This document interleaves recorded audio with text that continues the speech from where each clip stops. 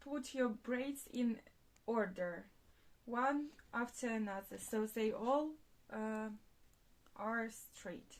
If you have this type of thing, you take it away, and this as well, because it's just a yarn. Only synthetic braids. So you put it into order. We can move it this way. Then you take a brush and brush loose ends. You hold it at the top and then brush it from the top. This way. We take away this part from the top to bottom. Like this. And you fold a cotton cloth. It can be bandana or other piece of cloth, and you put it where you need to straighten the braids, like here, for example.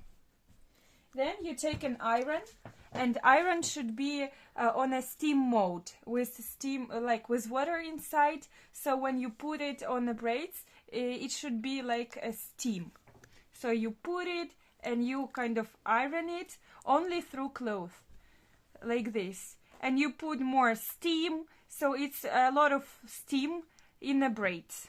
And also you can put it here and move the braids away like this. It also helps.